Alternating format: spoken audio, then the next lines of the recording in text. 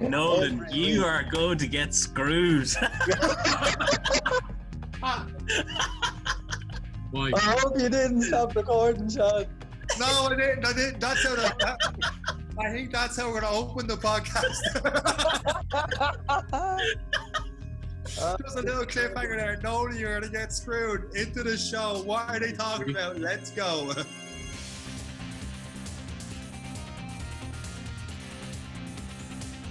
Hey guys, Sean here, and welcome to another episode of the Any Given Runday Podcast. We are doing a Zoom today, and this is our third take doing a Zoom. At the moment, I had to have everyone else to mute their mics because Eric's in knots of laugh right now. I think 14 days of quarantine has got to the guy because he's in absolute stitches as we talk through the intro to this week's episode of the podcast. So, once again, obviously we are all doing our social distancing. We are on Zoom right now with Aaron. Say hello, Aaron.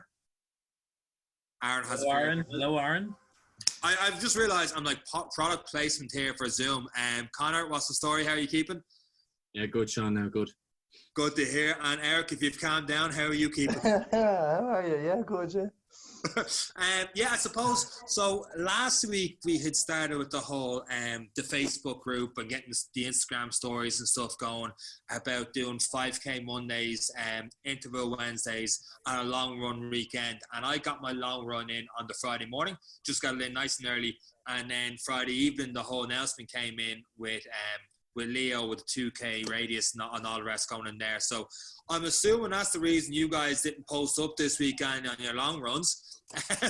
But with the exception of that, how's everyone getting on, and how do they fix with the next couple of weeks with the 2K radius and everything else? And before I get the answers, bearing in mind, obviously social distancing is the most important thing. If you can do it, you may have to run at unusual hours to get your run in to make sure you're keeping with social distancing. But it's far more important to keep with that and maybe miss a run here or there rather than going out there and risking further, risking getting coronavirus, whatever the rest, if you're in a built-up area, which is really, really bad idea to do right about now.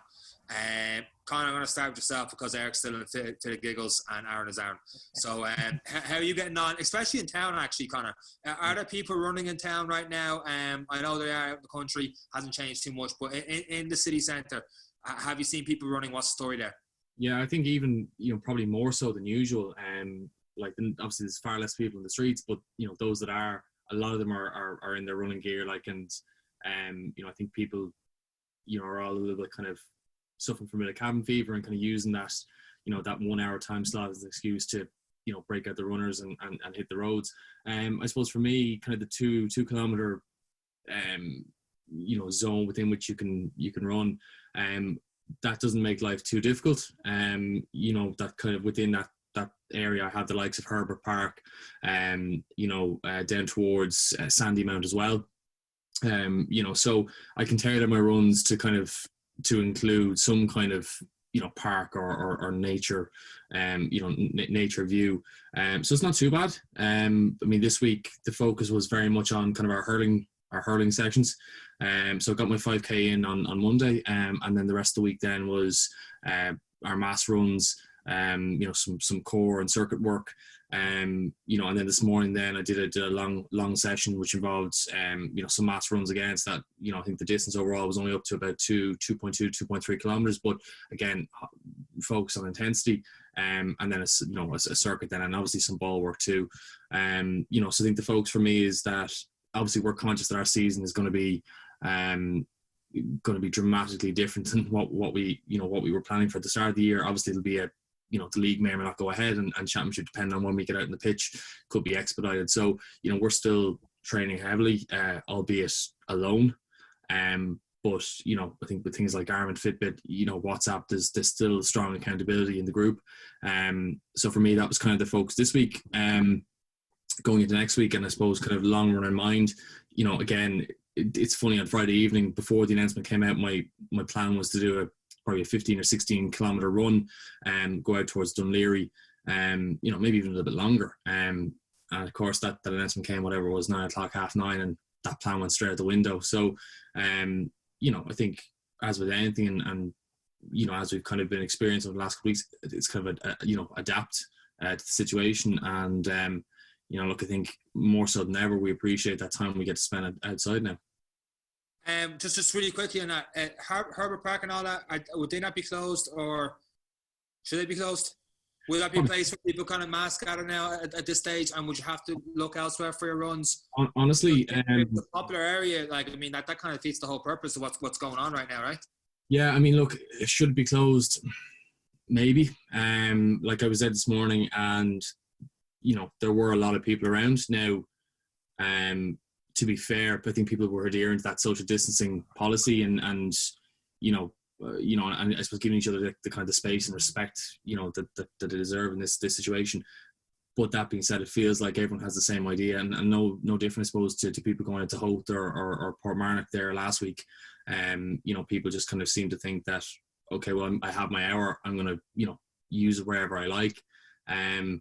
So, look, that in of itself is a difficult one. I would imagine that at some point in time they probably will start closing parks like that. I haven't seen if Stephen's Green is open or not. Again, that would have been a usual haunt of mine if I was to do a kind of a short, a short kind of a run in the city centre. I haven't seen if it's open or not yet. My feeling will be it's closed. Look, I think we'll start to see more and more areas being closed off.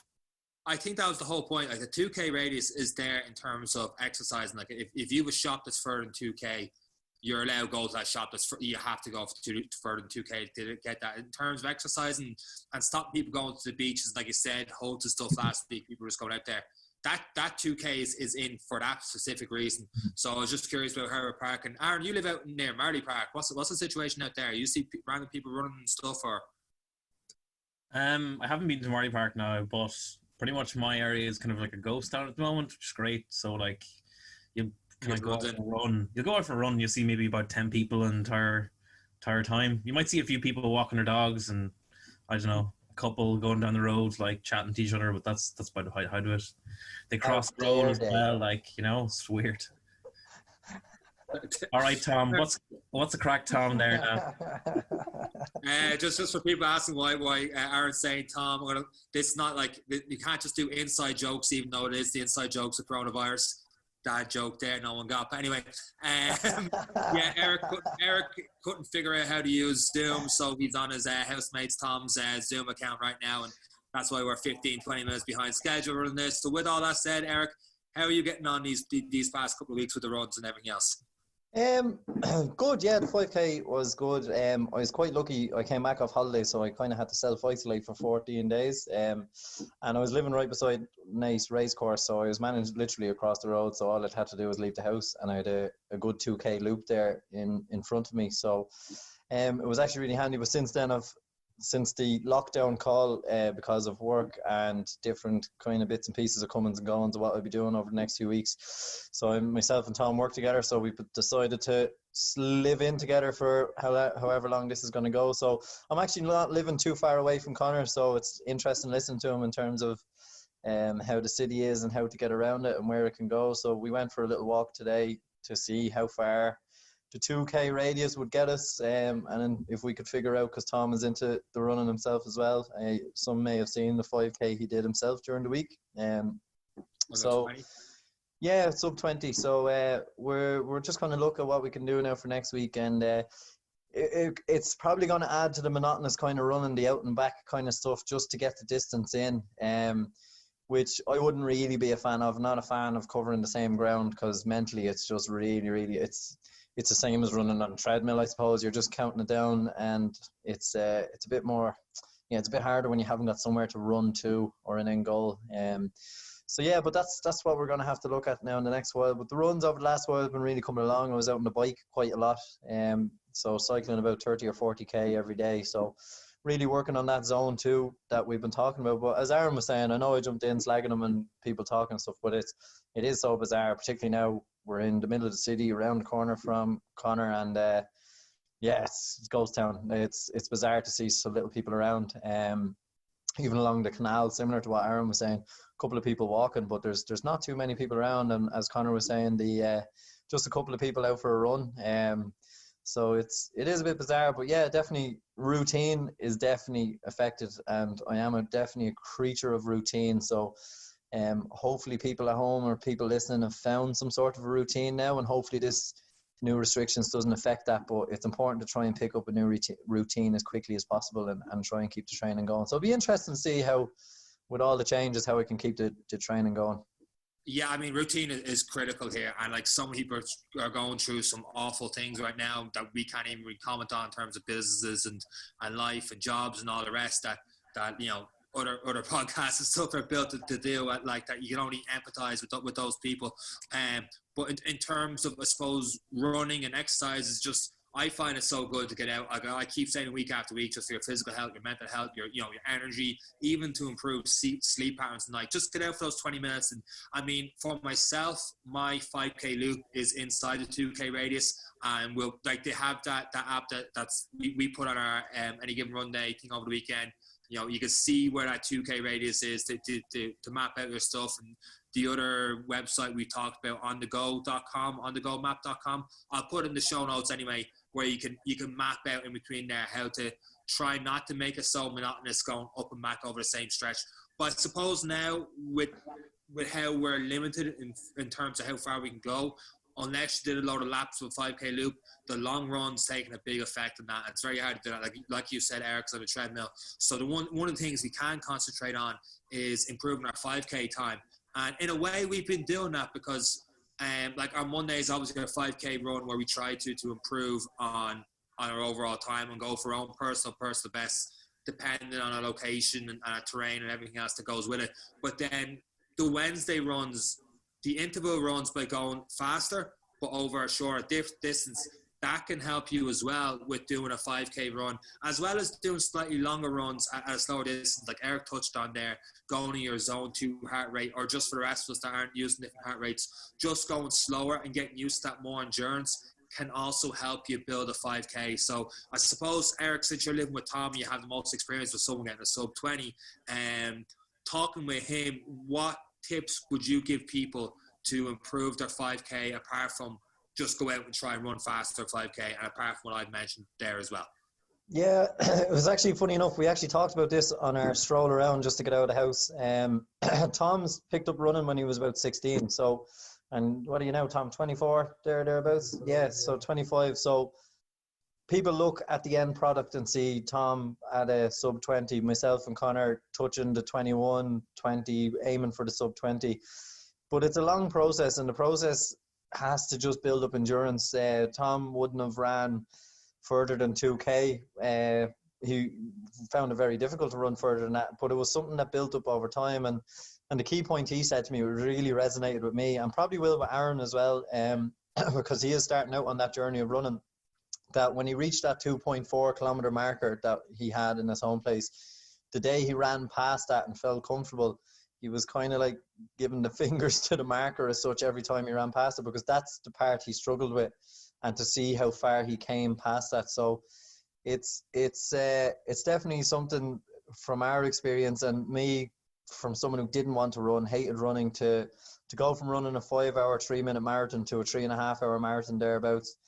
It took patience and time to change the way I thought about running, and that patience to go slower, to go faster, and to just keep getting out for, even if it's 15 minutes of a run, just keep plugging away at the miles nice and slow at a pace that you should be able to talk at. That's a good signifier on the endurance builders. But in order to get faster, you do need to just be patient. And most of the top athletes as well, they don't train in that 90% to 100% effort zone. They spend a lot of time in the slower, less effort zones in order to improve their overall fitness. So it's just something. Yeah. Sorry, Conor, would you have anything else to add to that? Since like Eric just touched on there, he's about close to. What's your fastest 5K time? Today would be 21 minutes and 30 seconds. So look, at Eric would be that little bit further ahead of me. But look, I think again the goal with a 5K time for me is trying to look long term. Everyone wants to run a sub 20 minute 5K, but I think for me and for this 5 weeks, I think getting under the 21 minute mark will be really satisfying. And I think look Eric's hit the nail on the head. It's I think one of the key things about this is you are only going to be competing against yourself, and I think when I saw Tom's time, my first thought was, Jesus, like that's fantastic. He's so much quicker than I am. Why am I not that quick? What do I need to do? But that's the wrong way to look at it. You know, it's all well and good to have a goal or something to strive to, but at the end of the day, as Eric said, Tom's put an immense amount of work into getting to that point in time. We're all at different stages of our journey, and it's not, you know, it's counterproductive for me to, you know, to look at my time and, you know, be happy or sad on the basis of how close it is to Tom's. You know, I think that what's worked for me is certainly the interval runs, you know, so running a fast 1 kilometer, a slow 1 kilometer, you know, that's helped me kind of, you know, build up to, you know, having a more consistent kilometer pace, you know, over a longer distance. You know, so for me, if I had a piece of advice, you know, kind of focusing on, I suppose, speed for shorter distances, you know, and then allowing yourself a rest in between, that's been beneficial for me. I suppose, again, it goes back to my background. I mean, for us, you know, 5 kilometers would be kind of not an unrealistic distance to cover in a match.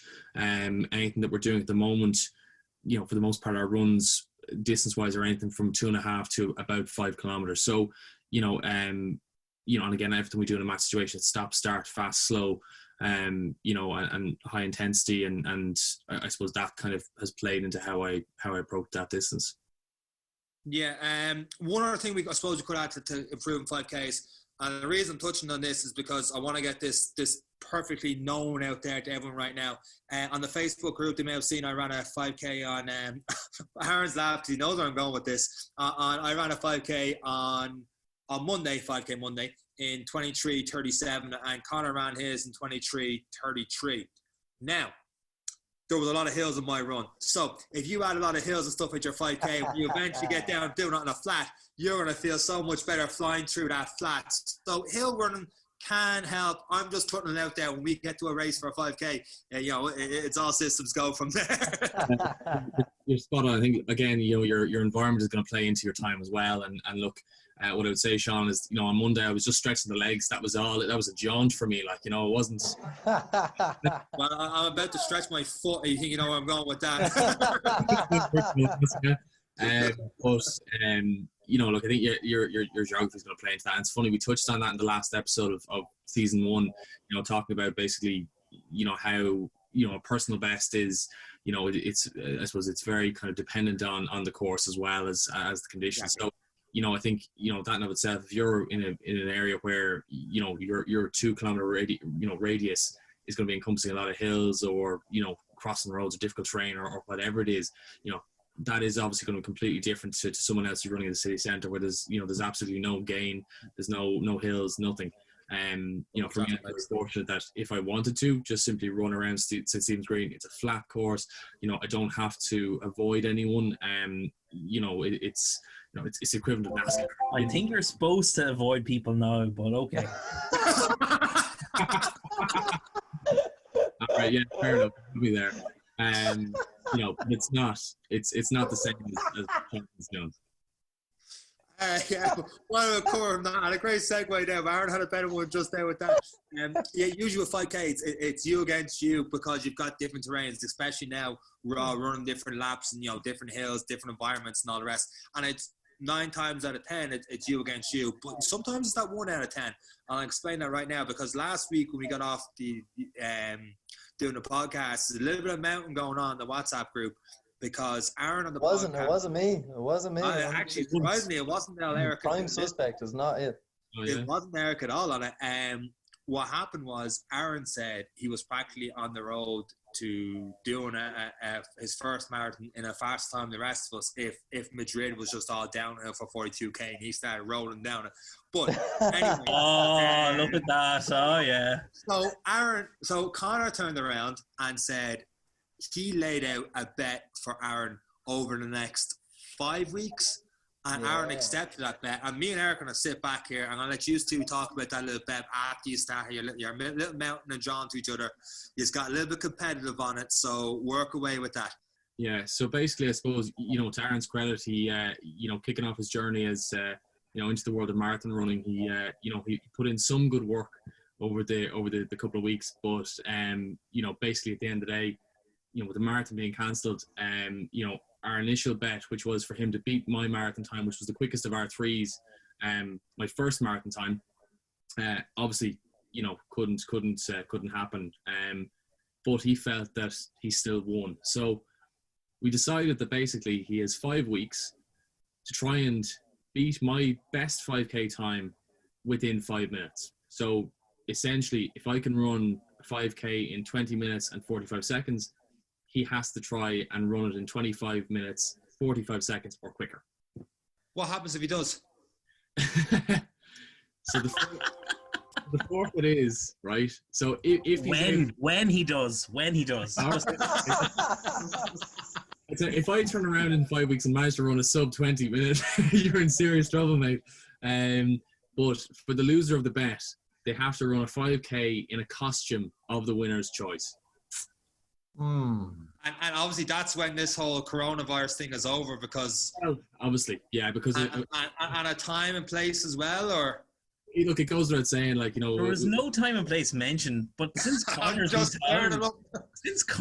town, like, it seems like he would have to run in town, and I'll just have to run out here if I lose. I think it should be somewhere that's really well populated. Obviously, after this this lockdown is over, but somewhere really well populated, and somewhere with a lot of cameras. And right off the top of my head, I think Aaron would look great in a 2-2 running a 5K. I was thinking more Mankini, but all right. What we said was that no nudity is what we said. No nudity. Well, you're not nude, like you're covered up. Go for it. Family friendly. So look, obviously when this is over, we might put it out to a public vote on Instagram or something like that, and see what people want Aaron. Okay, or for the sake of fairness, or potentially myself to end up wearing. But So when's the final date in this? 5 weeks from today, or 5 weeks from tomorrow, or is it 5 weeks from last Monday when we started? 5 weeks from tomorrow. Yeah. So tomorrow's for 5K will be the first, and that's counted. And again, like we said, it's we kind of toyed the idea of him trying to break a specific time. We decided that for the sake of competition, I'm going to run as well, and basically give him a 5 minute head start, or grace period. So. Look, I think it's a good challenge. It gives Aaron something to work towards, and let's be fair, like even for him to run what would be potentially, and look, let's just kind of let's assume that I'll do it in around about 21 minutes or so. For him to run a 5K in 26 minutes would still be a massive, a massive jump from where he's at currently. So look, I think it's an interesting challenge. There's no clear winner in this. It'll be an exciting one. Aaron, what's your personal best for a 5K to give a bit of context in this one? So at the moment, Conor's 5K PB is around 21:30. Your 5K PB is at a... So my 5K PB is around 23 something, but that was like 10 years ago or something like that. Oh, okay, that's not the PB then. Did you dream about that or something? It's about 30 minutes or something like that.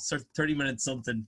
So to be honest, like, I know I'm going to win this in 5 weeks, and Conor is going. See, like, Conor wants to be in a 2-2, so I think a nice pink 2-2, and I don't know what I put as the top or something like that, or I don't know.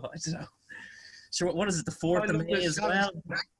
Daffodil, something like that. I don't know. I'm really hoping it's a draw, because I want to see the two of you goons running stupidly somewhere. If it's a draw, you are both doing it. If it's bang on 5 minutes, you are both doing it. We'll rock, paper, scissors for it. But look, I think, like I said, we're all kind of, I suppose, cooped up, and life is very strange at the moment. So I think to have something funny like that to kind of work towards is good. And look, obviously, I think for us three, myself, Sean, and Eric, a big part of that, season one was to drive Aaron on. Obviously, we've kind of experienced the marathon, and we were kind of acting as a support structure for Aaron to run his first marathon. So look, I think having something for Aaron to work towards as well is obviously good. And look, if it comes at my expense, well, so be it.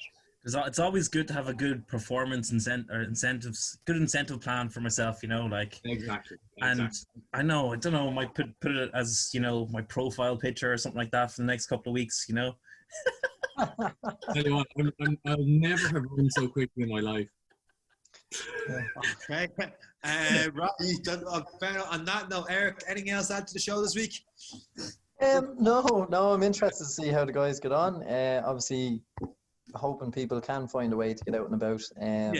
Even do their 1K, their 2K. It is still 2 kilometers. There's a lot of people that will listen in that, even myself, when I began running, didn't think I could run 500 meters, never mind 2 kilometers. So, even that restriction in itself could help people kind of mentally envisage, well, I'm just going around the corner, so I'm just going to run that distance. Every negative can be turned into a positive. So I'm kind of hoping that people see even that 2K restriction as I can only run down to the road and back, and that could be a great start for some people, particularly Aaron there. He needs to start running at some point during this whole season. So even if he's just running down the road and back, he might have a chance again, Conor. But no, that's it. So just hopefully people can get out and try get in a routine, even if it is down to the road and back. And just post and let us know how you're getting on. And hopefully we can keep pushing on, Sean, with runs and hills. And you're lucky in the sense that you're out there with the hills, because I do agree with you. I think hills are a fantastic way of building the endurance. Particularly on the interval days, great way of getting the heart rate up and down. So maybe we might talk about that the next week and how you're working on the hills. But I think we've said enough today. The challenges are set, so probably best to leave it there from me. 100%.